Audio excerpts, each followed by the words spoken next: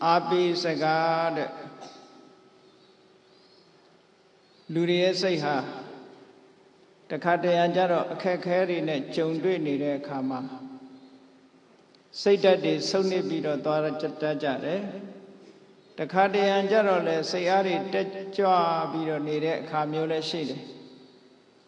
Erelu say that the Cha Nide Kama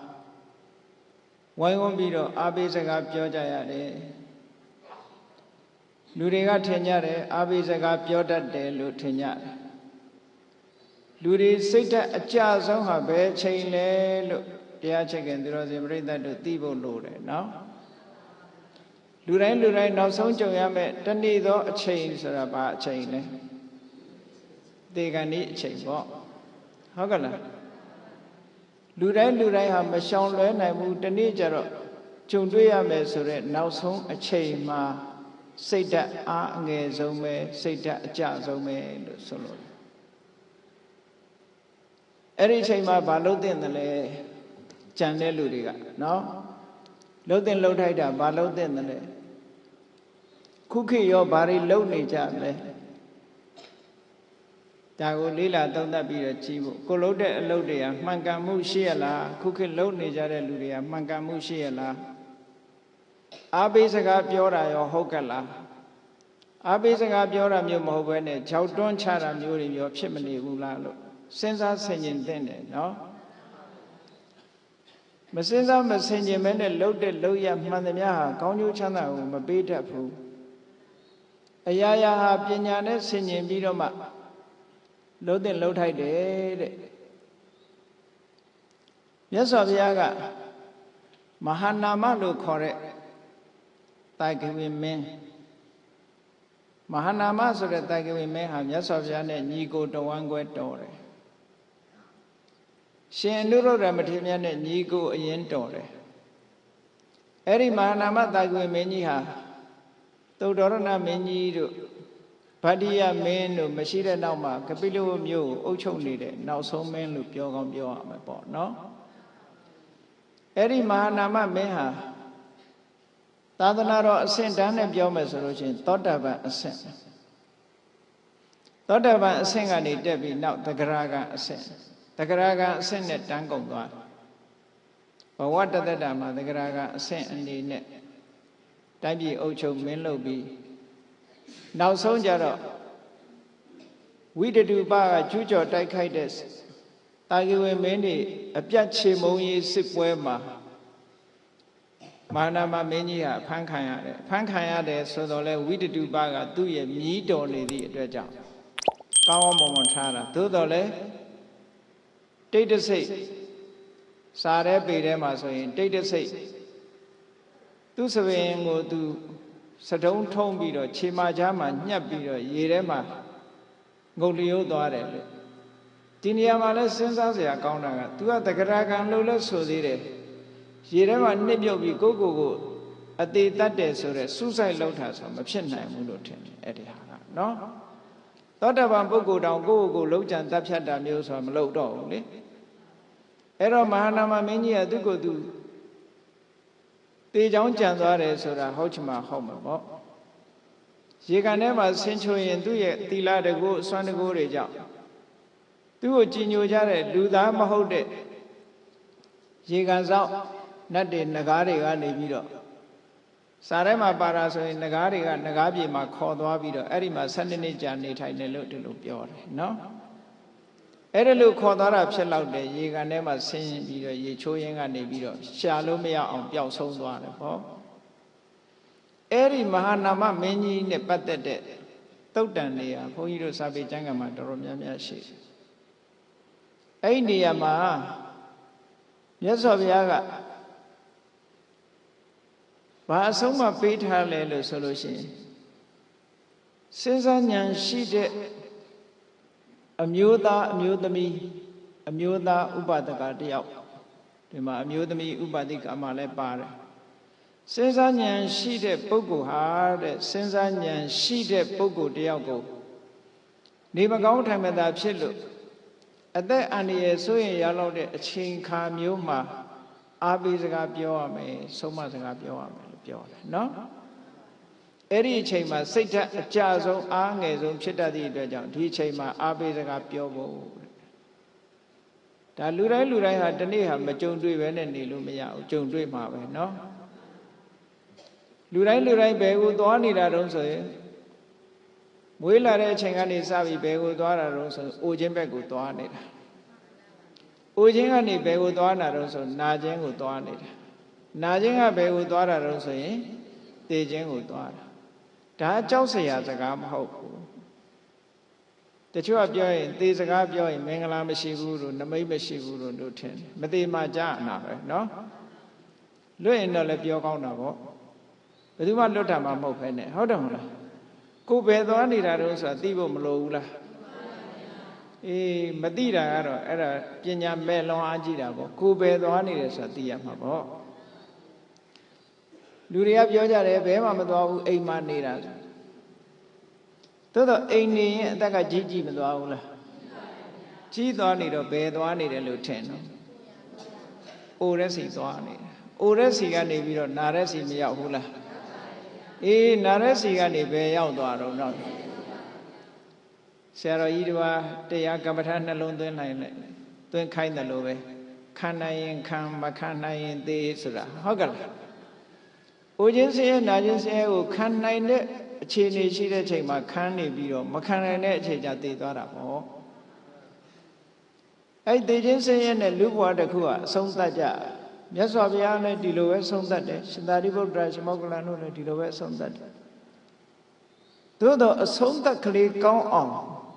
လုပ်ပြီးလို့ရပါတယ်လူတွေဟာအဆုံးသတ်ကောင်းဖို့အတွက်အသေးကောင်းဖို့အတွက်အနေကောင်းဖို့ဆိုတာလည်းလိုအပ်တယ်လို့ဒီလိုပြောကြတယ်နော်သို့တယ်လူရဲ့စိတ်ဓာတ်ဆိုတာကနောက်ဆုံးအချိန်ရောက်လို့ရှိရင်အားငယ်တတ်တယ်တဲ့အဲ့ဒီလိုအားငယ်လာလို့ရှိရင်အားပေးစကားပြောရမယ်ဆုံးမစကားပြောရမယ်အခုတချို့တိုးတက်တဲ့နိုင်ငံကြီးတွေမှာဆေးရုံတွေမှာဘာတွေထားတော့လို့ဆိုလို့ရှိရင်ဘာသာရေးဆိုင်ရာအားပေးစကားပြောမဲ့ပုဂ္ဂိုလ်တွေကိုခန့်ထားလို့ရှိတယ်အခုအင်္ဂလန်တို့မှာဆိုရင်အဲ့ဒီယာဒုခန့်ထားတာရှိဆေးရုံကြီးတွေမှာဗုဒ္ဓဘာသာဝင်တွေအတွက်ဘုန်းကြီးတစ်ပါးခန့်ထားတယ်ခရစ်ယာန်ဘာသာဝင်တွေအတွက်ခရစ်ယာန်တရားဟောဆရာဝန်အစ္စလာမ်ဘာသာဝင်တွေအတွက်အစ္စလာမ်ဟောပြောမဲ့ပုဂ္ဂိုလ်ဒီလိုဆိုင်ရာဘာသာစကားအရာဘာသာတရားအရာအားပေးစကားပြောဖို့ခန့်ထားတာချက်ပလင်လို့ခေါ်ပြီးတော့ခန့်ထားတာရှိ။ဘာဖြစ်လို့တော့ဆိုရင်လူတိုင်းသေကံဤရောက်တဲ့အခါကျတော့စိတ်ဓာတ်တွေကြပြီးတော့မသွားရအောင်တက်တာနဲ့ကိုယ်ဘာသာတရားကိုအာယုံပြုပြီးသိနိုင်အောင်လို့ပေါ့နော်။အဲ့ဒါလို့လှုပ်တာကိုလည်းပဲလက်ခံတဲ့လူလက်မခံတဲ့လူရှိတယ်။လက်မခံတဲ့လူကဘယ်လိုတုံးဆိုလို့ရှိရင်ကိုလိန်တဲ့လူနဲ့ပတ်ဝန်းကျင်ကိုလိန်တဲ့လူတွေကသူများကိုလိန်တာတဲ့ကိုလိန်တာလည်းပို့ဆိုးတယ်ဟုတ်ကဲ့လားဗမာပြည်မှာတော်တော်များများနေမကောင်းပြီဆိုလို့ရှိရင်နေမကောင်းတဲ့ပုဂ္ဂိုလ်ကိုအတိပေးတာနည်းတယ်ဘာယောဂလဲဥပမာပဲဆရာဝန်ကယောဂတက်လိုက်အဲ့တက်လိုက်လို့ရှိရင်ဒီယောဂကိုလူနာယောဂတဲ့မသိအောင်လို့ဖုံးထားကြတယ်လိန်ထားကြတယ်ပေါ့လိန်နာကောင်းလားမကောင်းဘူးလားစေရနာကတော့သူကသိရင်စိတ်ဆင်းရဲလိမ့်မယ်ဆိုတဲ့စေရနာပါနော်လိန်နာဆိုတာဒီပြင်ကိစ္စတွေလည်းလိန်ကြတာပဲလေသားသမီးတွေကအမေမသိစေနဲ့အဖေမသိစေနဲ့များမလာဘူးလားအဲ့ဒါမျိုးတွေအေးအမြဲတမ်းအသက်ကြီးလာပြီဆိုရင်အလိန်ခံနေရပြီလို့သာအောက်မေ့နော်ကိုလည်လာပြီလို့မအောင်မေ့နဲ့လူငယ်တွေရဲ့အလိန်ကိုအမြဲခံနေရတယ်လို့ပဲအောက်မေ့ပြီတော့ဘာပဲဖြစ်ဖြစ်တဦးတယောက်ကတဦးတယောက်ကိုလိန်နာကိုလိန်တယ်လို့ယူဆကြပြီမယ်ကိုလိန်နာအဖို့ဆိုဟုတ်ကဲ့လားကိုမလိန်မိဖို့အမတန်မှအရေးကြီးတယ်အမှန်တိုင်းသိရမယ်ဒါဒီကိစ္စမျိုးဆိုတာစဉ်းစားထားဆရာဝန်စီသွား medical check up လုပ်ယောဂရှိတယ်လို့ယောဂအမယ်တက်လိုက်မှတချို့သိကြောက်တယ်မသိချင်ဘူး မသိခြင်းဘူးဆိုတာကိုယ့်ကိုလိန်ထားတာပဲဟုတ်တယ်မဟုတ်လားသိတာမသိတာနဲ့ယောဂဖြစ်တာမဖြစ်တာနဲ့ဆိုင်ရလားမဆိုင်ပါဘူးအဲ့တော့မသိတော့မကြောက်ရဘူးပေါ့လေမျက်ကန်းတစ်စိမကြောက်တဲ့အကြောင်းမျိုးပဲသိတဲ့အခါကျတော့ယောဂဆိုတာကုစားရင် chance တွေမရနိုင်ဘူးလားကျမ်းမာလာဖို့အတွက်ကိုယ်မှာဒီယောဂရှိတယ်လို့သိလာလို့ရှိရင်ထိုယောဂအတွက်စေဝတ္တဆာနဲ့ကုမမယ်တရားဓမ္မတွေကြိုးစားအထောက်မယ်ဒီလိုရောမဖြစ်နိုင်ဘူးလားတကယ်ကအဲ့ဒါလို့ဖြစ်ရမှာနော်စကိုင်းဘက်မှာဆိုဆရာဝန်ကြီးတယောက်ဖြစ်တာကအသက်ကင်ဆာသို့တော့အိမ်သူအိမ်သားတွေကလိန်ထားတယ်အသက်60လို့ပဲဒီလိုပဲပြောတယ်အသက်60ဆိုရင်တော်နဲ့မသေးသေးဘူးပေါ့အသက်ကင်ဆာဆိုရင်မျောလင်းချက်မရှိဘူးပေါ့ဒီလိုအသိပေါ့နော်အဲ့ဒါလို့လိန်ထားပြီးတော့နေရင်ကနေပြီးတော့ယောဂအခြေအနေကပို့ဆုံးလာနောက်ဆုံးအချိန်ရောက်လာတဲ့အခါကျတော့မှသူကလည်းသူကိုယ်တိုင်ကလည်းဆရာဝန်ဆိုတော့သိတာပေါ့သိတော့အဲ့ဒီကြမှာပြောတော့ဆိုကျုပ်ပြမသေးခြင်းသေးဘူးဘာမှလည်းမလုပ်ရသေးဘူးစောစောကသိထားမယ်ဆိုလို့ရှိရင်ဒီယောဂဘလောက်နဲ့အသက်တန်းဟာဘလောက်ပဲကြံတော့တယ်ဆိုရင်သိထားရင်ပြင်ဆင်မှုမလုပ်နိုင်ဘူးလားလုံနိုင်တဲ့အခွင့်အရေးတွေဆုံးရှုံးသွားတယ်လုံနိုင်တဲ့အခွင့်အရေးတွေဆုံးရှုံးသွားတယ်အဲ့တော့ medical check up လုပ်လို့ diagnose ထဲမှာယောဂရှိတယ်လို့ဆိုရင်လည်းဝမ်းမနေနဲ့ယောဂမရှိဘူးဆိုလို့လည်းမပြောနဲ့ယောဂမရှိဘူးဆိုလဲတနေ့သိမှာပဲယောဂရှိတယ်ဆိုတဲ့လူလည်းသိမှာပဲတခါတလေယောဂမရှိဘူးဆိုတဲ့လူကတော့အရင်သိခြင်းသိတတ်တယ်မဟုတ်ဘူးလားအဲ့တော့ဘာပဲဖြစ်ဖြစ်လူဘဝရလာရင်နောက်ဆုံးကသိခြင်းနဲ့အဆုံးသတ်ရတယ်ဆိုတာသိထားသည်အတွက်ကြောင့်မသိခင်ကိုဘာတွေလုပ်နေသင့်တယ်လဲမစင်စားသင့်ဘူးလား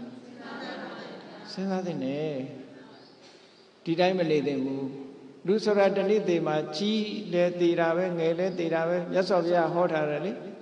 ဒေဟရာစမဟန္တာစယေဘာလာယေစပန္တိတာသဗ္ဗေမစ္စုဝတံယန္တိတဲ့ဒေဟရာစငယ်ငယ်လဲသေးတာပဲတဲ့မဟန္တာစအသက်ကြီးမှလဲသေးတာပဲတဲ့ယေဘာလာယေစပန္တိတာမသိနားမလဲတဲ့လူလဲသေးတာပဲတဲ့ပညာတတ်တဲ့လူလဲသေးတာပဲတဲ့မသေးတဲ့လူရှိလားမရှိဘူးဆိုတာသိထားပြီးတဲ့နောက်မှာကိုဘာလုပ်သင့်တယ်ကြောက်နေဖို့မဟုတ်ဘူးเนาะရင်ဆိုင်ရဲဖို့သိခြင်းတရားဟာကြောက်ဖို့မဟုတ်ဘူးရင်ဆိုင်ရဲဖို့ပဲမှန်မှန်ကန်ကန်နဲ့ရင်ဆိုင်ရဲရမယ်ဒီလိုဆိုလိုတာဘုန်းကြီးတို့ဂျာမနီသွားတော့ကအပြန်မှာလေမြန်ပေါ်မှာ Reader's Digest magazine တစ်စောင်တွေ့တာလေမြန်ပေါ်မှာခဏဖတ်တော့ဘသူရဲ့အကြောင်းရေးထားတော့ဆိုအရင်တော့ကအမေရိကန်သမ္မတလောက်သွားတဲ့သမ္မတကနေဒီရဲ့ဇနီးချက်ကလင်းကနေဒီရဲ့နောက်ဆုံးနေ့အကြောင်းရေးထားတာရှိသူကနယူးယောက်မှာချက်ကလင်းကနေဒီဆိုတဲ့သမ္မတကတော့သက်60လောက်ရှိတဲ့အခါမှာသူယောဂရဆေးရုံတက်ပြီးဆေးကုတဲ့အခါကျတော့ဆရာဝန်တွေက diagnose နဲ့မှာဖော်ပြလိုက်တယ်ဘာဖြစ်တယ်ဆိုကင်ဆာယောဂကင်ဆာယောဂဆိုတာ incurable ကုလို့မရဘူးပေါ့ကင်ဆာဆဲလေးတွေကပြန့်နှံ့နေတဲ့အတွက်ကြောင့်ကုလို့မရဘူး incurable ကုမရတဲ့ယောဂမျိုးဖြစ်နေပြီဆိုသူသိတဲ့အခါကျသူဘုရားဘာသာမဟုတ်ဘူးမဟုတ်ပေမဲ့လို့စိတ်မချအောင်သူ့မှာထိန်းတဲ့နီလန်းတော့ရှိနေတယ်ဟုတ်ကဲ့လားသူ့မှာအားကိုးရှိတယ်ဘာအားကိုးလို့ဆိုသူခရစ်ယာန်ဆိုတော့ခရစ်ယာန် God အားကိုးမှာပေါ့နော်စိတ်တည်ငြိမ်မှုလေးကိုပြောပြတာပါအိမ်ပြန်လာခဲ့တယ်အိမ်ပြန်လာပြီးဘာလုပ်လို့ဆိုတတရရတန်တန်ရှင်းရှင်းအဝတ်စားစိတ်တွေနဲ့လဲပမာလို့ဆိုဖီးလိန်ပေါ့နော်အိယာခင်းနေကြာနာနာပြင်ဆင်သူ့အိမ်တန်တန်ရှင်းရှင်းအကုန်လုပ်သူ့ပစ္စည်းတွေခွဲပေးတဲ့လူတွေပေး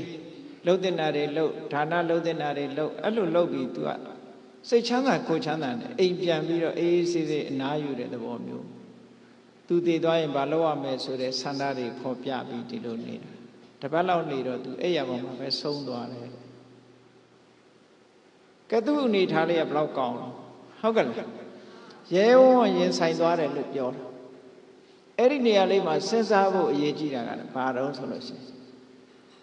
သူအားကိုးတဲ့ God ဆိုတာတကယ်အားကိုးရရောက်ရလားဒါပဲဒီတစ်ချက်ပဲစဉ်းစားကြရရှိတခါတလေကျတော့ကိုကတော့အားကိုးတယ်လေလူတွေကြည့်လေ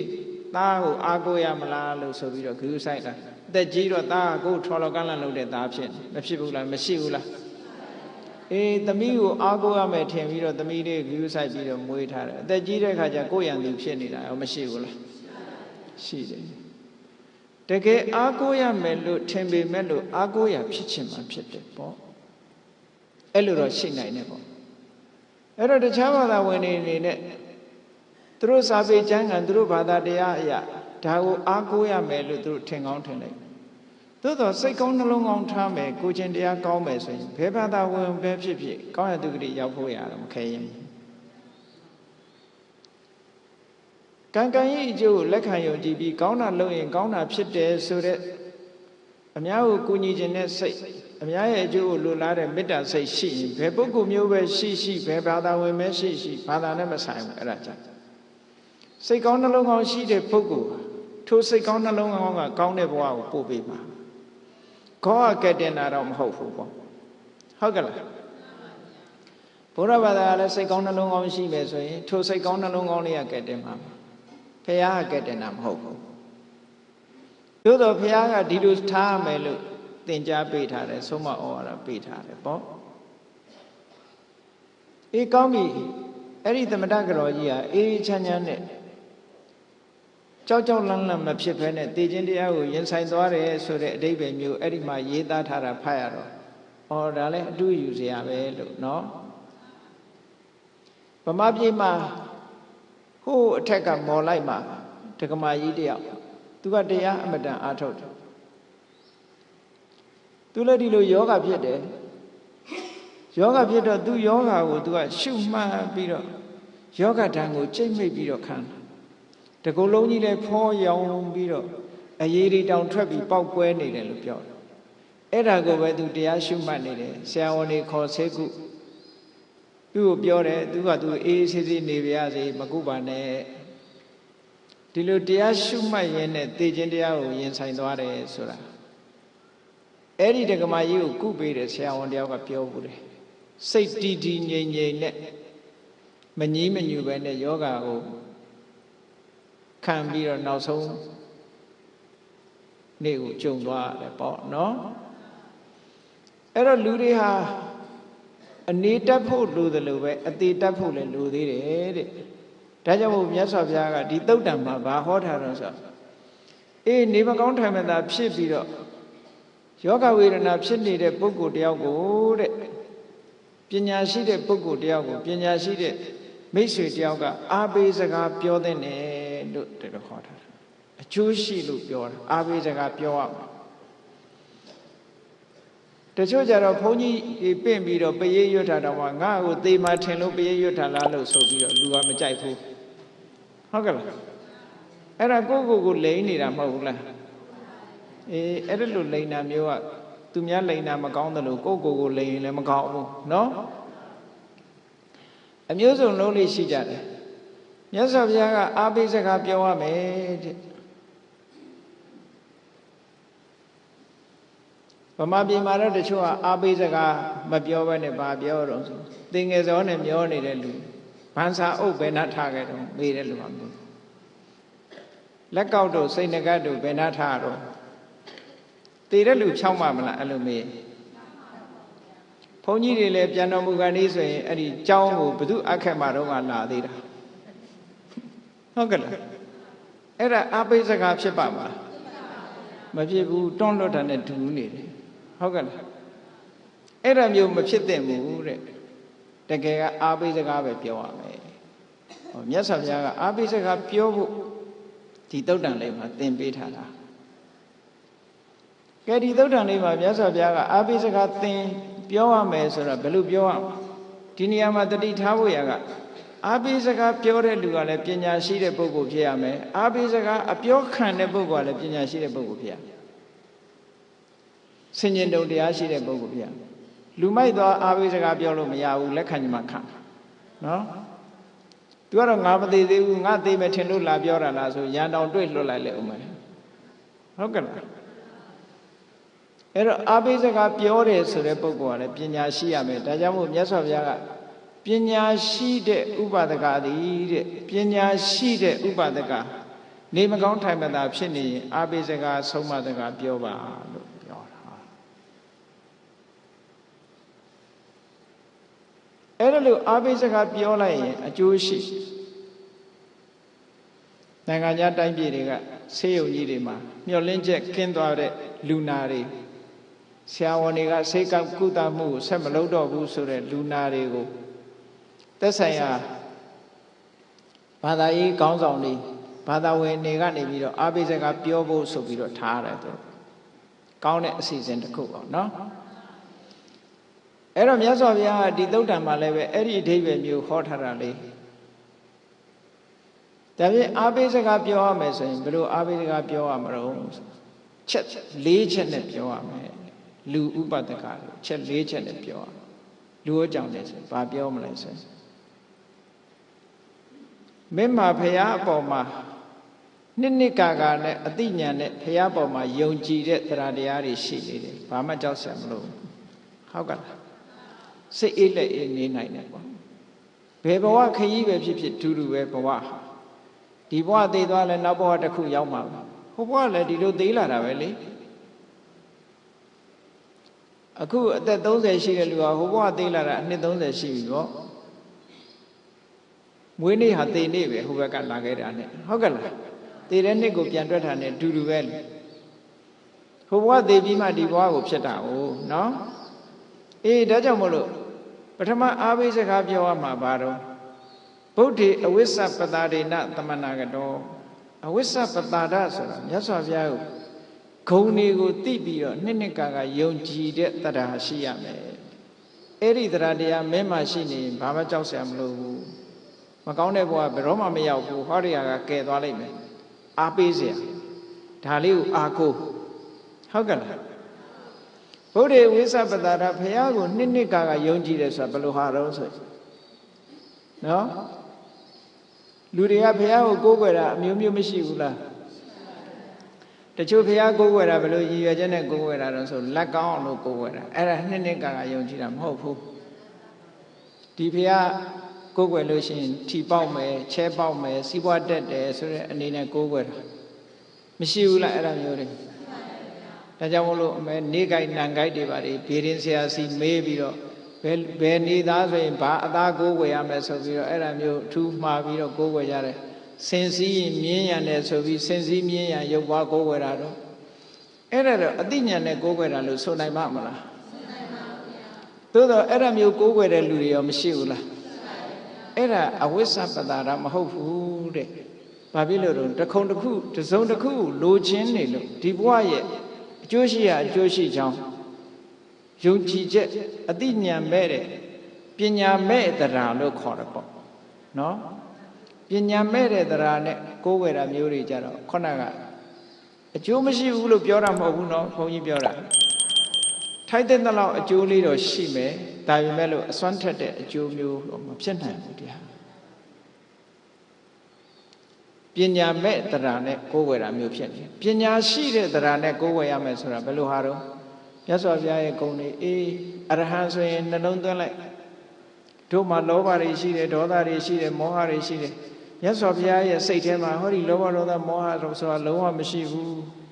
ဘုရားစိတ်ဟာဖြူစင်လိုက်တာဟောအရဟံဂုဏ်တော်ကိုအာရုံပြုတဲ့အခါကျတယ်နော်ကိလေသာအသောတွေကလုံးဝကင်းနေလို့မြတ်စွာဘုရားစိတ်ဆိုးတယ်ဆိုတာမရှိဘူးလောဘဖြစ်တယ်ဆိုတာမရှိဘူးမသိဘူးဆိုတာလည်းမရှိဘူးလောဘဒေါသမောဟကင်းတဲ့ဘုရားပဲလို့ဟောအရဟံဂုဏ်တော်ကိုဒါကြောင့်မို့လို့ဒီလိုလောဘဒေါသမောဟတွေကင်းနေသည့်အတွက်ကြောင့်တလောကလုံးမှာရှိတဲ့ပုဂ္ဂိုလ်တွေကဥညွတ်ပြီးတော့ရှ िख ိုးလိုက်တဲ့ဘုရားပါလားရှ िख ိုးရင်ဘုရားဆိုတာလက်ုံလေးတစ်ခါခြိလိုက်တာနဲ့ခြိလိုက်ုံလေးနဲ့နတ်ပြည်ကိုရောက်သွားနိုင်တယ်ဒီကုသိုလ်လေးကစွမ်းဆောင်မှုဘလောက်ကောင်းတယ်ဆိုတာစဉ်းစားကြည့်မရဂုဏလီသူတို့သားလေးကဘုရားဘာသာဝင်မဟုတ်ဘူးအဖေကလည်းနှမျောလိုက်တာယောဂဖြစ်တဲ့တောင်ဆေးကုမပေးဘူး ဆေးမိတို့တွေနဲ့ကုတာနောက်ဆုံးကုမရတဲ့အချိန်မှာတေကန်ဒီအချိန်ရောက်တော့အိမ်ပြင်ထုတ်ထားတယ်လေဘုရားကဆောင်းကန်ကြွလာတဲ့အခါထတောင်ရှစ်မခိုးနိုင်တော့ဘူး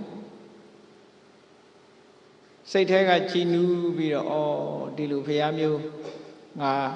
မလှူလိုက်ရဘူးမတန်းလိုက်ရဘူးရှစ်မခိုးလိုက်ရဘူးခုရှစ်ခိုးစိတ်ထဲကနေကြည်နူးပြီးတော့နေတယ်အဲ့ဒီအချိန်လေးမှာတည်သွားတာနဲ့နတ်ပြည်မှာနတ်သားသွားဖြစ်တယ်ဒီကုသိုလ်လေးကကဲလိုက်တာသူ့ကိုကြည့်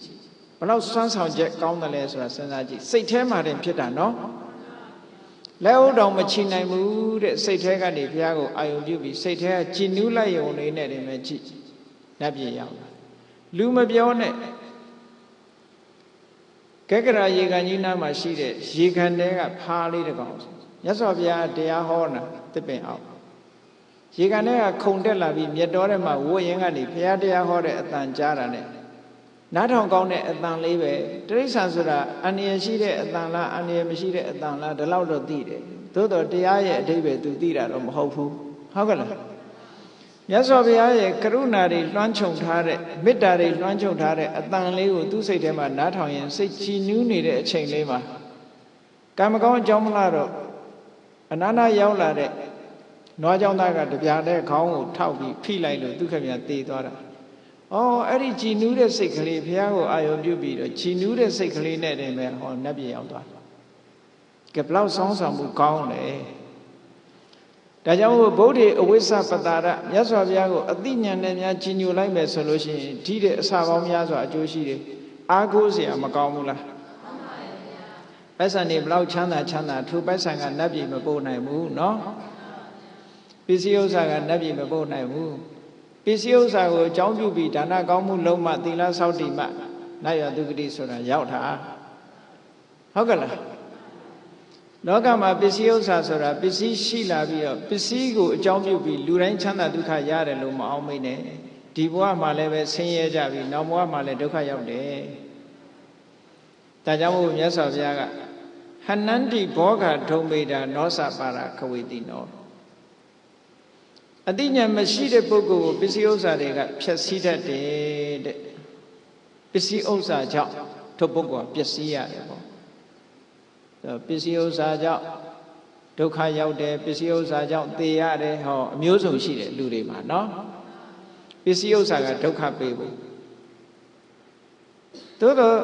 ပညာမဲ့တဲ့ပုဂ္ဂိုလ်တွေကိုဖျက်ဆီးနိုင်ပေမဲ့လို့ဒီဘဝမှာဒီလိုဖျက်ဆီးတယ်ဖျက်ဆီးနိုင်ပေမဲ့လို့ပစ္စည်းဥစ္စာကိုအသုံးချပြီးတော့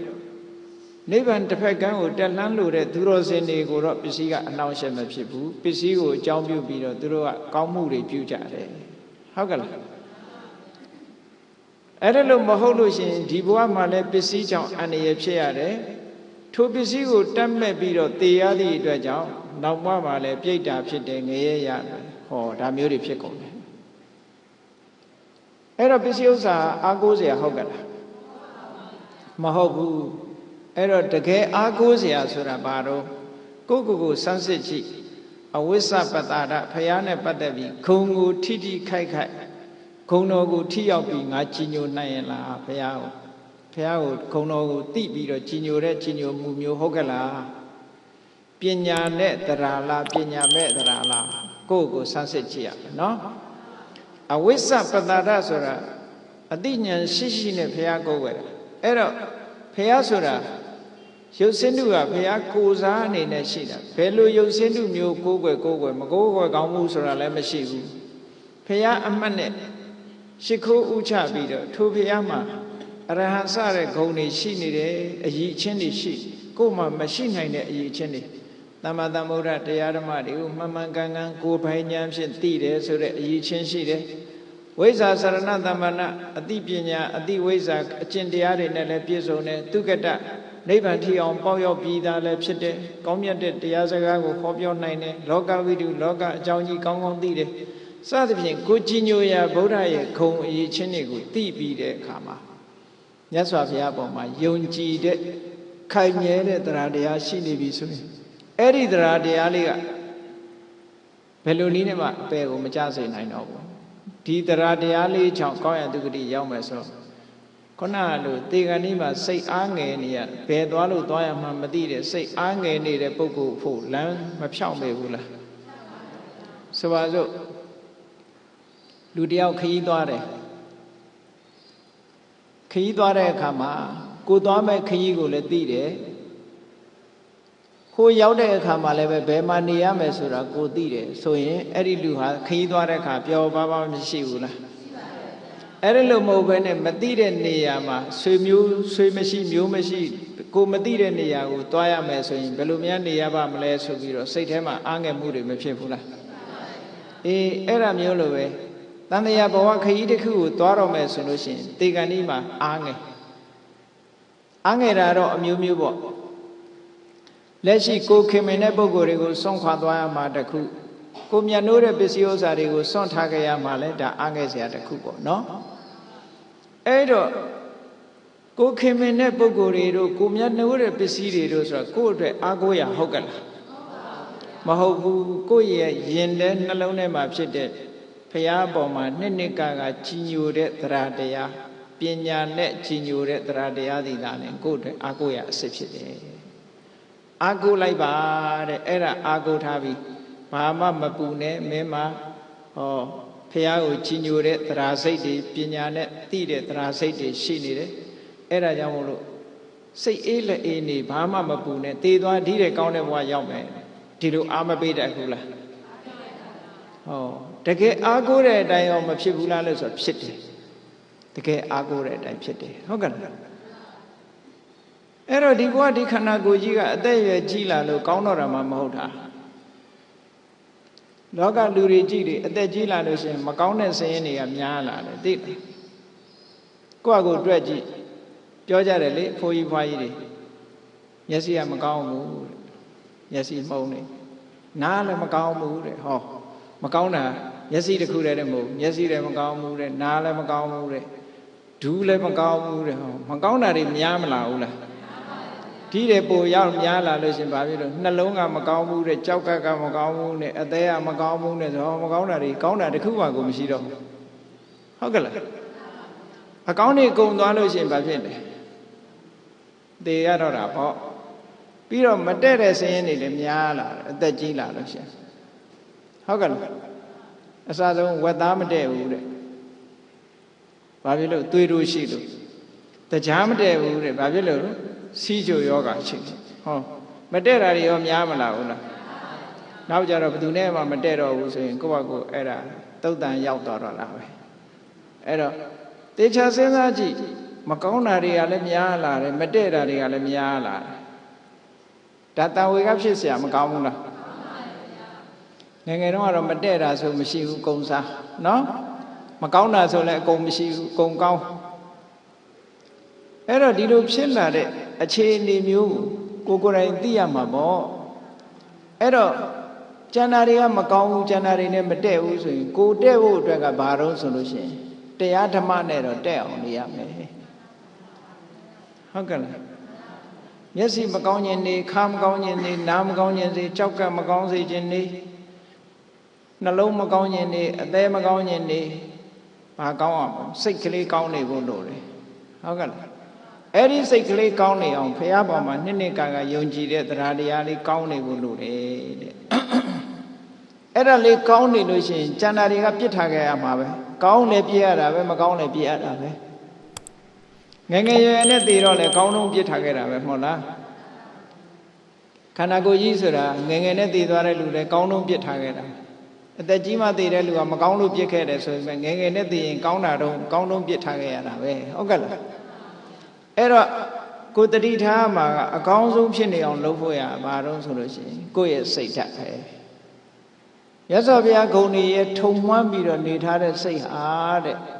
ဘယ်တော့မှအောက်ကိုမရောက်စေဘူး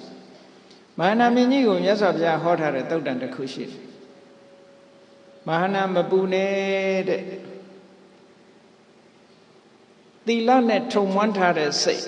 သမာဓိစွမ်းအားတွေနဲ့ထုံမှန်းထားတဲ့စိတ်ပညာစွမ်းအားတွေနဲ့ထုံမှန်းထားတဲ့စိတ်ဟာဘယ်တော့မှအောက်ကိုမကျစေဘူးဥပမာမဲ့ထောပတ်အိုးကြီးကိုရေထဲမှာခွဲလိုက်မယ်ဆိုလို့ရှိရင်အိုးခွဲတွေကအောက်ကျသွားတယ် ထောက်ပတ်တွေကတော့အပေါ်တက်လာဟုတ်ကဲ့လားစီအိုးကြီးကိုခွဲလိုက်လို့ရှိရင်လည်းအိုးခွဲတွေကအောက်ရောက်သွားပြီးတော့စီကတော့ရေပေါ်တက်လာမှာပဲအဲ့ဒီတိုင်းပဲဖះချီညိုတဲ့စိတ်ကလေးကအပေါ်တက်လာမှာဘာမှပူစရာမရှိဘူးဒါကြောင့်မို့လို့အားပေးတာလူပြေကမကောင်းတဲ့ခန္ဓာကိုယ်ကြီးကိုစွန့်ပြီးတော့နတ်ပြေကိုသွားဆိုတာအားပေးတာဘလို့အားပေးတော့ဆိုရင်မြေအိုးကိုခွဲပြီးတော့ရွှေအိုးကြီးကိုရယူသလိုပဲတဲ့မရှိဘူးလားဟုတ်ကဲ့လားအခုလို့ကိုယ်စိတ်လေးကောင်းတဲ့ပုံကိုယ်တွေကြတော့မြေအိုးခွဲပြီးတော့ရွှေအိုးကြီးယူတယ်ဆိုတော့လူတိုင်းမြေအိုးခွဲပြကြမှာကြီးပဲရွှေအိုးပဲရကြကြမှာပေါ့အဲ့တော့လူဘဝကနေနတ်ဘဝရတယ်ဆိုတာဟာမြေအိုးခွဲကိုပြစ်ထားခဲ့ပြီးတော့ရွှေအိုးကိုရယူတာနဲ့တူတူပါပဲတဲ့ဟောဒါကြောင့်မို့လို့အဲ့ဒီမိမိနဲ့ယဉ်နေတဲ့မိတ်ဆွေသင်္ဃာတွေဆွေမျိုးသားချင်းတွေကိုဒီလိုအားပေးစကားပြောပါတဲ့ဒါတစ်ချက်နော်နောက်တစ်ခုကဓမ္မေအဝိဇ္ဇပတာရိဏသမနာကတော်တဲ့ဘာမှအားမငယ်နဲ့မင်းမဓမ္မအပေါ်မှာယုံကြည်တဲ့အသိဉာဏ်သက်ဝင်တဲ့တရားတရားတွေရှိတယ်ဓမ္မကိုနှစ်ကယုံကြည်တယ်မြတ်စွာဘုရားဟောတဲ့တရားသည်ဘယ်တော့မှလွဲမှားတာမရှိဘူးတဲ့ဒါဓမ္မရဲ့ခုံတစ်ခုပဲဟုတ်ကဲ့သွားခါတော့မြတ်စွာဘုရားအကျိုးနဲ့အကြောင်းနဲ့စီလျော်ဟောထားသည့်အတွက်ကြောင့်လွဲချော်တစ်ခုမှမရှိဘူးတန်ဒိဋ္ဌိကိုကိုယ်တိုင်ကျင့်ကိုယ်တိုင်သိနိုင်တဲ့တရားဖြစ်တယ်အကာလိကိုအခုကျင့်အခုရတဲ့တရားမျိုးဖြစ်တယ်အေဟိပတိကိုကိုယ့်ရဲ့မိတ်ဆွေသင်္ဃာတွေလာပြီးတော့လှုပ်ကြည့်စမ်းပါလို့ဖိတ်ခေါ်လိုက်တဲ့တရားမျိုးဖြစ်တယ်ဩပနေကအခုပဲစိတ်ထဲမှာနှလုံးသွင်းအခုပဲစိတ်ချမ်းသာသွားစေနိုင်တယ်ဟောပစ္စတံဝေရိတဘောဝိညုဟိသူတော်ကောင်းတွေဟာကိုအတိအသီးကိုကျင့်ကိုခံစားရတယ်တဲ့ဟောဘုရားရဲ့တရားတော်တွေရဲ့ခုံကြီးတွေကိုဒီလိုနှစ်ကသိပြီးတော့ယုံကြည်တဲ့တရားတရားဟာစိတ်ဓာတ်ကလေးကိုဖြူစင်စေတယ်အဲ့ဒီဖြူစင်တဲ့စိတ်ဓာတ်ကလေးကခန္ဓာကိုယ်ကြီးကဘယ်နေရာကမကောင်းကောင်းသူကကောင်းတဲ့ပုံကိုဆောင်သွားမှာပဲဟုတ်ကဲ့လားအဲ့ဒါကြောင့်မို့လို့အားငယ်စရာဘာရှိဘာမှမရှိဘူးကြည့်လေတချို့ဆိုလို့ရှိရင်ဥပမာခရီးသွားတယ်ကိုမှဆွေတွေမျိုးတွေအရင်ချာတွေရှိတယ်ဒီအိမ်ကိုပိတ်ထားခဲ့ပြီးတော့ဟိုအိမ်ကိုသွားတယ်ဥပမာလဲကိုယ်ဆွေမျိုးတွေကကိုယ်ကြိုးနေတာလို့သိလို့ရှိရင်အားငယ်မှုဖြစ်ရလားမဖြစ်ဘူးထို့တူပဲကုသိုလ်ကောင်းမှုလုပ်တယ်ဆိုတဲ့ပုဂ္ဂိုလ်ကအားငယ်စရာဘာတစ်ခုမှမရှိဘူးမြတ်စွာဘုရားအဲ့ဒါကြောင့်မလို့ပုံညာလိပဋိကနန္တိကုသိုလ်တွေကကျိုးနေကြမှာတဲ့ဘယ်ဘုံသွားကိုလှုပ်ထားတဲ့ကုသိုလ်တွေကိုရင်တဲ့နှလုံးထဲမှာစိတ်ဓာတ်ထဲမှာဖြူစင်ပြီးတော့နေတဲ့ကုသိုလ်တွေကကိုယ်ကျိုးနေကြမှာအဲ့ဒါလို့အားပေးစကားပြောရမယ်တဲ့စိတ်ငကကြီးပဲထားလာလို့သွားတော့မမေးနဲ့နော်အဲ့ဒါမျိုးတွေကိုအခုခေတ်တော့မေးနေကြတာပဲလေဒါမျိုးပဲဟုတ်ကဲ့လားဘုန်းကြီးတွေပြန်တော်မူတောင်အေးဆေးဆေးမပြန်တော်မူတော့အကြောင်းဘသူအခက်မှာတော့မျိုးကလာသေးတာအဲ့တော့ဘယ်လိုလုပ်ကောင်းရသူကတိရောက်နိုင်မှာမလို့စိတ်တွေကိုညှဉ်းနှွမ်းသွားအောင်နှုတ်ချောက်လိုက်တယ်လို့မဖြစ်ပေဘူးလားအားပေးစကားပြောရမှာကအိုးကိုအားကိုးစရာတွေအများကြီးရှိတယ်ဘာမှမပူနဲ့ဟုတ်လားကိုယ်စိတ်ထဲမှာအားကိုးတွေရှိတယ်ဓမ္မဟာတကယ်အားကိုးရအစ်ဖြစ်တယ်ထို့တူပဲအရိယာတန်ဃာတွေကိုကြည့်လိုက်သုပ္ပတိပန္နဘုရားဟောတဲ့အတိုင်းမှန်မှန်ကန်ကန်ကျင့်နေကြတယ်ဥစုပတိပန္နဖြောင်းဖြောင်းမတ်မတ်ကျင့်ကြတယ်ညာယပတိပန္နလမ်းစဉ်မှန်မှန်ကျင့်တယ်သာမိစေပတိပန္နနော်ဘယ်တော့မှလွယ်မကြည့်ပဲနဲ့မှန်မှန်ကန်ကန်ကျင့်တယ်ဆိုရဟောအကျင့်မှန်ကန်မှုတွေအကျင့်မှန်ကန်မှုတွေကိုကျင့်ထားသည့်အတွက်ကြောင့်အာဟုနေယအဝေးကယူလာတဲ့ပစ္စည်းတွေလှူဒန်းပြီးတော့ပူဇော်လိုက်တယ်ပါဟုနေယဧည့်သည်တွေအတွက် special ထားတဲ့ပစ္စည်းဥစ္စာတွေနဲ့ပူဇော်တိုက်တယ်ဟောဒက္ခိနေယအစ္စလိကရဏီယလက်အုပ်ချီတိုက်တယ်အနုတ္တရံဘုံညခိတံလောကသလောကရဲ့ကုသိုလ်ကောင်းမှုလှုပ်เสียလဲမြေတာလို့ဖြစ်တယ်ကုသိုလ်ပင်ပြိုးခြင်းရင်တန်ခါမှာပဲပြိုးရတယ်ဒီလိုပြောတာနော်အဲ့ဒါလို့အာကိုးเสียတန်ခါပေါ်မှာနှစ်ကဒီလိုယုံကြည်တဲ့တရားတရားဖြစ်ခုနှစ်စဉ်နှစ်တိုင်းဒီမှာဝိနည်းစာပြန်ပွဲကြီးကျင်းပနေတယ်ဩဝိနည်းပြန်ဆိုးနေကြတဲ့တန်ခါတွေလူမယ်တန်းမယ်လက်အုပ်လေးတစ်ချိန်ခြိလိုက်မယ်ဖြော်ရည်လေးတစ်ခွက်တိုက်မယ်ရေလေးတစ်ခွက်တိုက်မယ်ဟောမရဘူးလားကုသိုလ်တွေအများကြီးရနော်အဲ့ဒီတန်ခါကိုချီညိုတဲ့ တန်ခေအဝိဇ္ဇပတာဒဆိုတဲ့ပညာနဲ့တရားတရားတွေဟာပညာရှိနဲ့ယုံကြည်တဲ့တရားတရားတွေကကိုယ်ရင်နဲ့နှလုံးထဲမှာရှိနေလို့ဘာမှမပူနဲ့လို့အားပေးစကားပြောပါမရှိသေးရင်ရှိအောင်လုပ်ပေးရမယ်ဟုတ်ကဲ့ပိုက်ဆံတို့အကြာကြီးစုဆောင်းပြီးလုပ်နေရတာမဟုတ်ဘူးကုသိုလ်စိတ်ဆိုတာအခုဖြစ်အခုရတာမရဘူးလားအခုနှလုံးသွင်းရင်အခုစိတ်ထဲမှာဖြစ်တာပဲလေကြည်မထကုန္ဒလီတို့ဆိုဘုရားမြင်မြင်ချင်းမှာကြီးညိုတဲ့တရားလေးဖြစ်လိုက်တာနဲ့ပဲအဲ့ဒါလေးကနတ်ပြည်ပို့လိုက်တာဖားတရဝါလေးကလည်းကြည်မြတ်စွာဘုရားအတန်လေးကြားလိုက်တာနဲ့ကြည်နူးတဲ့စိတ်ကလေးကနတ်ပြည်ကိုပို့လိုက်တာဟုတ်ကဲ့လားအဲ့ဒါလို့အာကိုးစရာတွေတကယ်လဲအာကိုးလိုက်တဲ့အရာတွေကိုယ်တဏ္ဍမှာရှိနေတယ်ဆိုတာအာပိစကားပြောပါတဲ့နောက်တစ်ခုအာပိစကားပြောရမှာပါတော့စိတ်ဘာမှမပူနဲ့စိတ်ထဲမှာအာတင်ထားမင်းမှာခုချင်းတရားတွေရှိတယ်ငါးပါးသီလမင်းဘယ်တော့မှမဖောက်ဖျက်ဘူးလုံခြုံတယ်ဟိုတော့ကမလုံခြုံတော့အခုစောက်တည်လိုက်လုံခြုံသွားပြီဟုတ်ကဲ့လားဟိုတော့ကမလုံခဲ့ပေမဲ့လို့အခုဥရတဲ့လဲနေတဲ့အချိန်မှာငါးပါးသီလဖောက်ဖျက်တာရှိသေးလားကိုမသင်ငယ်စောနဲ့မျောနေတာချင်းလေးတွေပါလေးတွေတတ်အောင်မလားတတ်လောက်တော့ပါအောင်နော်ငါးပါးသီလပြည့်ပြည့်ဝဝလုံခြုံပါဏာတိပါဒတို့အဒိနာဒါနကာမေတုမေသာစာရမုဒဝါဒသူရမေရိယဆိုတဲ့ဒီကံ၅ပါးနဲ့လုံခြုံပြီးတော့သီလဖြူစင်းနေတယ်ခုဆောက်တည်ခုဖြူစင်တာကြည့်လေမကောင်းတာတွေကဘယ်လိုပဲလှုပ်ခဲ့ကောင်းတာတွေလှုပ်တဲ့အချိန်ကစပြီးတော့နှလုံးသွင်းလိုက်မယ်ဆိုရင်စိတ်ဟာကြည်နူးွယ်ဖြစ်တယ်ကိုသီလလေးကိုအာယုံပြုတစ်ချိန်တစ်ခါတော့ကိုကငါးပါးသီလချိုးဖောက်ခဲ့ပေမဲ့လို့ဒီအချိန်မှာမချိုးဖောက်ဘူးလို့နှလုံးသွင်းလိုက်မယ်ဆိုရင်နှလုံးသွင်းလိုက်တာနဲ့ချက်ချင်းကုသိုလ်ဖြစ်လာတာရှင်အင်္ဂုလိမာလာကြီးကိုမြတ်စွာဘုရားကအင်္ဂုလိမာလာပရိတ်ကိုဟောတဲ့အခါမှာကြည့်ပေါ့ယတောဟံပဂိနိအရိယာယဇာတိယဇာတောနာဘိဇာနာမိသင်္စိစပါဏံဇိဝိတဝရောပိတာကြည့်အရိယာအမြတ်အရိယာဇတ်ဖြစ်တဲ့ယဟန်ဘဝရလာတဲ့အချိန်ကနေစပြီးသေစေလူရဲစိတ်နဲ့ဘယ်တတ္တဝါမှမတတ်ပါဘူးလို့ပြောတယ်ဟိုတုန်းကတတ်လိုက်တာတကယ်လူသားသမားကြီးပဲလေဟုတ်တယ်မဟုတ်လားအဲ့ဒါတွေကိုပြန်မတွေးနဲ့ယဟန်ဖြစ်တဲ့နေ့ကစပြီးဘယ်သူမှမတတ်တော့ဟုတ်တယ်မဟုတ်လားအဲ့ဒါမျိုးလို့ပဲသီလအခုဆောက်တည်ရင်အခုဆောက်တည်တဲ့အချိန်ကစပြီးငါးပါးသီလလုံးတယ်လို့စိတ်ထဲမှာထားအာတင်းအဲ့လိုအာပိစကားပြောရမယ်အရိယာတွေစောင့်ထိန်နဲ့မြတ်နုံစောင့်ထိန်နဲ့ဒီငါးပါးသီလပြည့်ပြည့်စုံစုံအဲ့ဒါလိုကျင့်ကြံကြိုးကိုအထောက်ပါ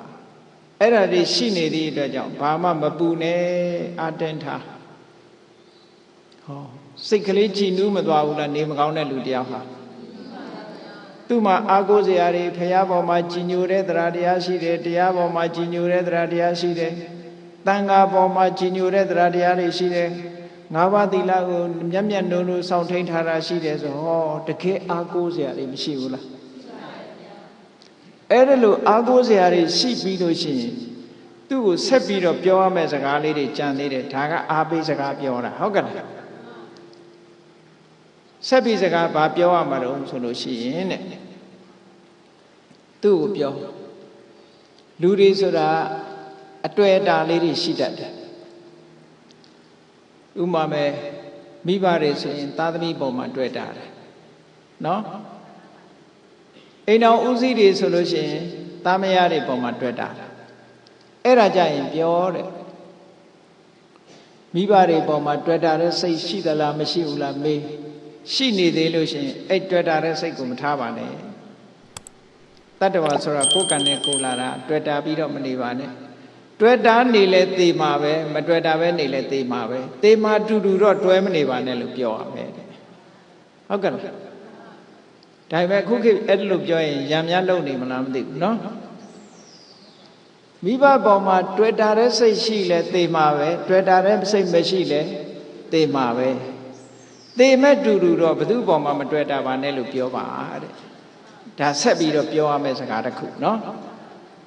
နောက်တစ်ခုကသားမယားတွေပေါ်မှာတွေ့တာတဲ့စိတ်ရှိသလားလို့မေးတဲ့အခါရှိတယ်ဆိုလို့ရှင်အေးတွေ့တာတဲ့စိတ်ရှိနေလဲသေမှာပဲ တွေ့တာတဲ့စိတ်မရှိဘူးဆိုလဲတေမှာပဲတေမဲ့အတူတူတော့လွတ်လွတ်ကျွတ်ကျွတ်ဘယ်သူပေါ်မှာမတွေ့နဲ့အားလုံးလွတ်လွတ်ကျွတ်ကျွတ်စိတ်ကိုလွတ်လိုက်ပါမပြောစိတ်ရဲ့အတွေ့အတာကအတော်တော်ဆိုးတယ်စိတ်တွေ့တာမှုကြောင့်ဗမာတွေကလည်းပြောတယ်လေ9 ရက်တိတိအိမ်မော်ကမဆင်းဘူးလို့ဘာလို့ပြောနေကြတယ်ဟုတ်လားမကျွတ်ဘူးလို့ဘာလို့ရှောက်ပြောအတွေ့အတာရှိရင်တော့ဖြစ်တတ်တယ်လူတိုင်းမဆင်းတာတော့မဟုတ်ပါဘူးမကောင်းမှုအကုသိုလ်တွေသိများတဲ့လူကြတခါတည်းဆင်းသွားတာပေါ့ဟိုတခါကြီးတယောက်ပြောတာလို့ပဲသူကအမြဲတမ်း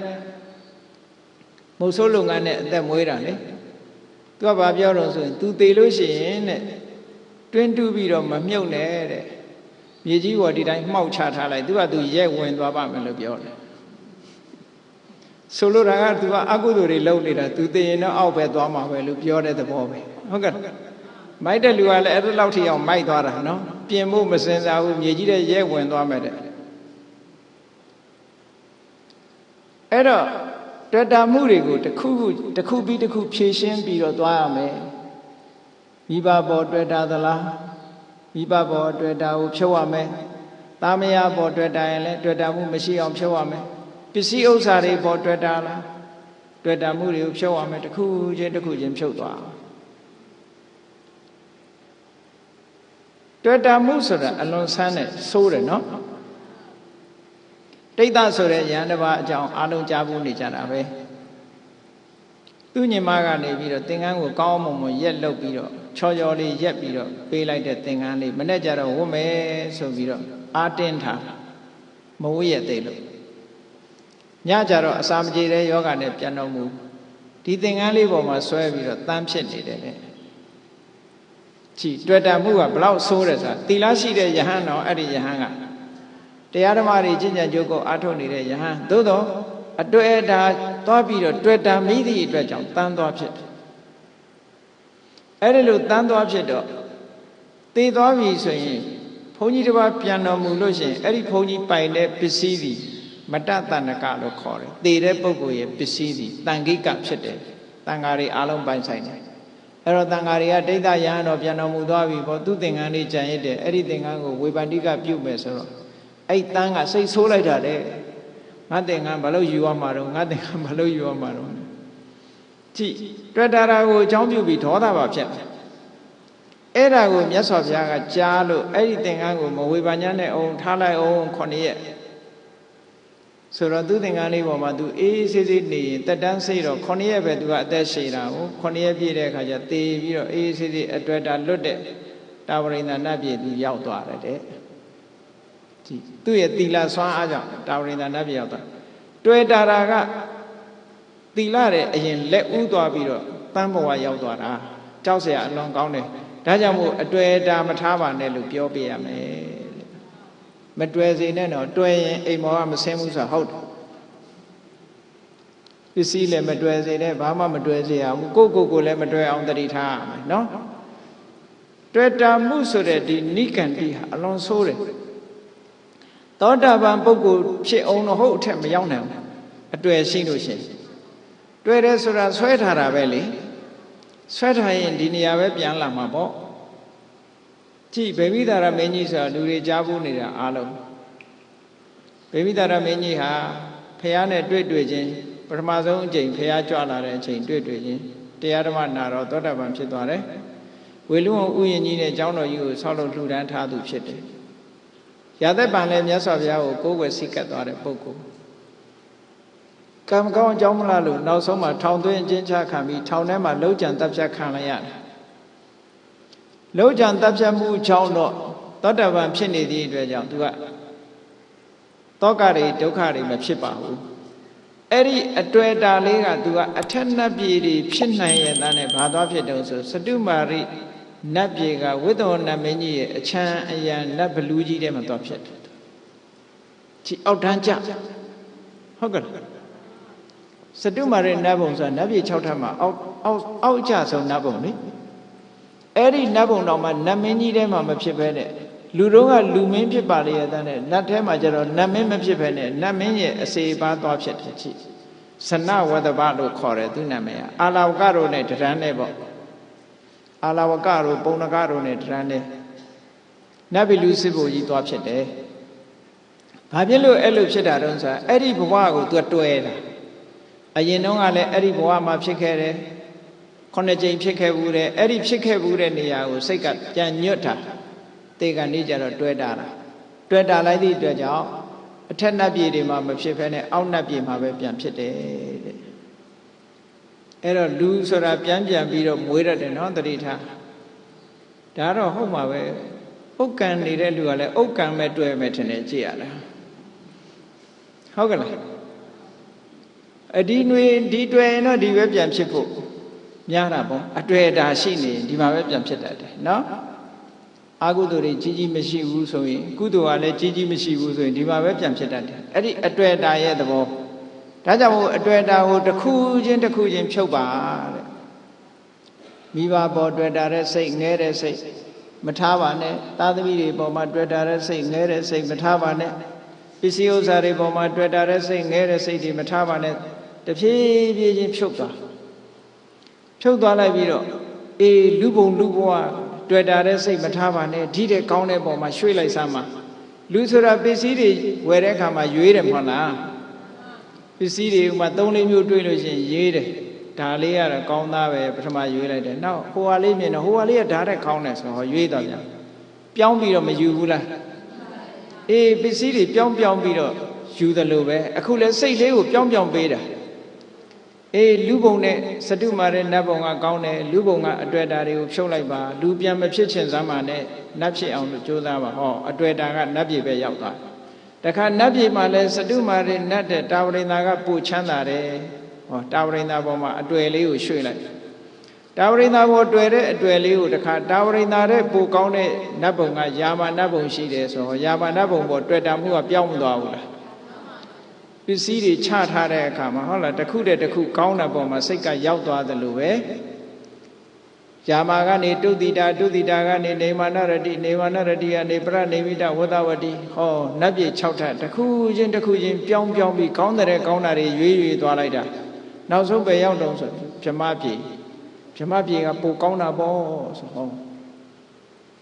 ကဘာချီပြီးတော့အသက်ရှည်တယ်ဗြဟ္မပြည်ကပိုကောင်းတယ်ဆိုဟောဗြဟ္မပြည်ကိုလည်းတွေ့တဲ့စိတ်လေးပေါ်လာတဲ့အခါကျတော့သူ့ကိုလည်းပြန်ဖြုတ်တယ်ဗြဟ္မဘုံဆိုတာလည်းပဲတဲ့အသက်ရှည်ပေမဲ့လို့မမြဲဘူးမခိုင်မြဲဘူးတနေ့ကြလို့ရှိရင်ပြောင်းလဲသွားအောင်မှာပဲအဲ့တော့အပြောင်းအလဲမရှိတာဘာလို့ဆိုရင်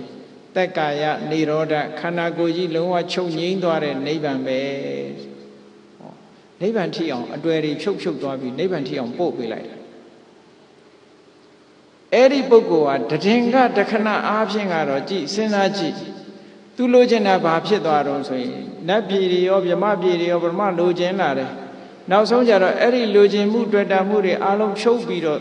ခန္ဓာကိုယ်ကြီးချုပ်ငြိမ်းတဲ့နိဗ္ဗာန်ကိုပို့မပြစ်လိုက်ဘူးလားအဲ့တော့သူ့စိတ်လေးကလွတ်မသွားဘူးလားအတွေ့အတာတွေအလုံးကလွတ်သွားတယ်အဲ့ဒီလွတ်သွားတဲ့အတွေ့အတာဟာတဲ့ယဟန္တာပုဂ္ဂိုလ်ရဲ့စိတ်ဓာတ်မျိုးလိုဖြစ်သွားပါတယ်လို့မြတ်စွာဘုရားဟုတ်ကဲ့လားအတွေ့အတာတွေတဖြည်းဖြည်းဖြုတ်သွားလိုက်တာဟာနောက်ဆုံးနိဗ္ဗာန်ထိအောင်ရည်မှန်းချက်ထိအောင်ရောက်သွားပြီးတော့ရောက်ရှိသွားတယ်အဲ့ဒီတွေ့တာမှုတွေဟာယဟန္တာပုဂ္ဂိုလ်ရဲ့ကိလေသာအာသဝတွေကလွတ်သွားတဲ့အခြေအနေမျိုးနဲ့အခုဟာနဲ့အခြေအနေမျိုးနဲ့သွားမတူဘူးလားတဲ့တူတယ်နော်7 ပါးသီလစောင့်တည်တဲ့အခါတောင်မြတ်စွာဘုရားကဒီလိုဟောတာရှိတယ်ယဟန္တာပုဂ္ဂိုလ်များသည်သူ့အသက်ကိုတတ်ခြင်းမှရာသက်ပံရှောင်တော်မူကြသည်ငါလည်းပဲဒီကနေ့သူများအသက်ကိုတတ်ခြင်းမှရှောင်ခြင်းဆိုတဲ့ပါဏာတိပါဒဝေရမဏိသိက္ခာပုဂ္ဂိုလ်စောင့်တည်ထားတယ်ဒီကနေ့ငါလည်းယဟန္တာလို့ကျင့်ရပြီလို့ကိုယ်စိတ်ထဲမှာနှလုံးသွင်းလို့ဥပောဒထသုတ်မှာဒီလိုဟောထားတာရှိတယ်ဘလွန်ကောင်းတဲ့စနစ်တည်ဟုတ်ကဲ့လားအဲ့ဒါလိုပဲအတွေ့အတာတွေကိုတဖြည်းဖြည်းဖြုတ်သွားလိုက်တာနောက်ဆုံးနိဗ္ဗာန်ရောက်သွား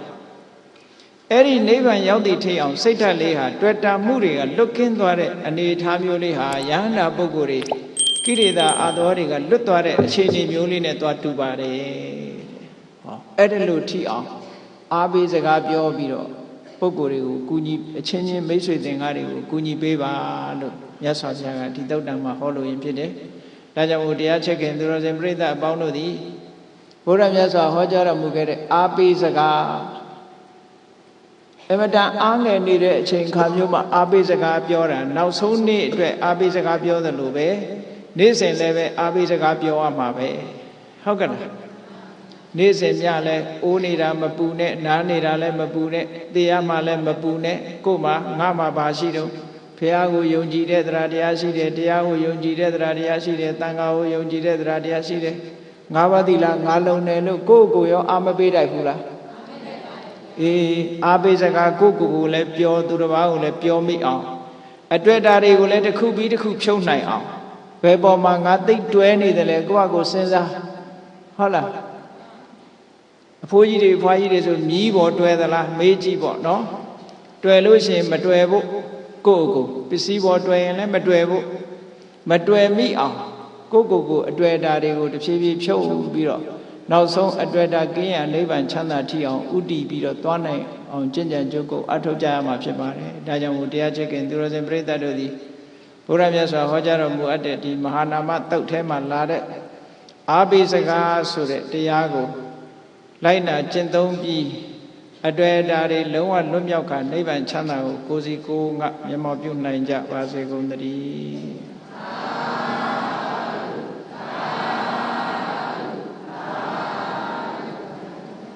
ကဲမေတ္တာဖို့တတ္တဝါများစွာဘေးရန်ကွာချမ်းသာကြပါစေတတ္တဝါများစွာဘေးရန်ကွာချမ်းသာကြပါစေ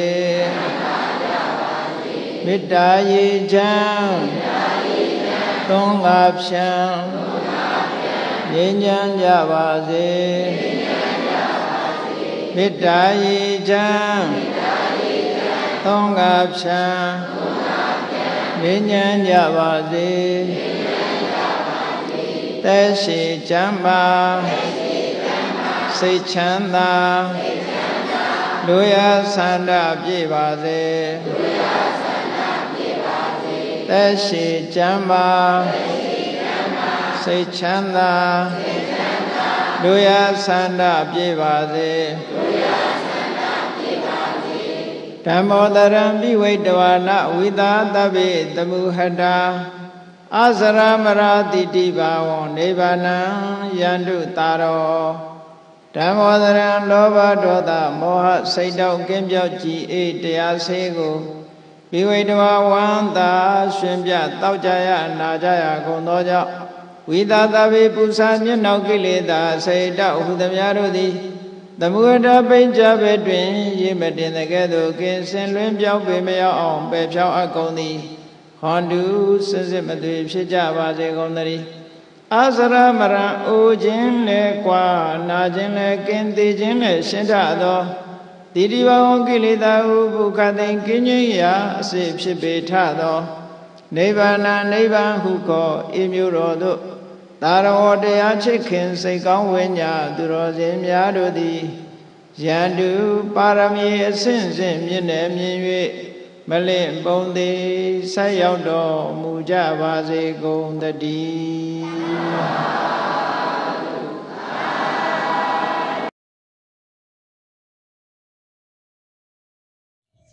တရားတော်များကိုမြင်မပြတ်နိုင်ဖို့ကျွန်တော်တို့ရဲ့ channel လေးကို follow လုပ်ထားဖို့မမေ့နဲ့အောင်နော်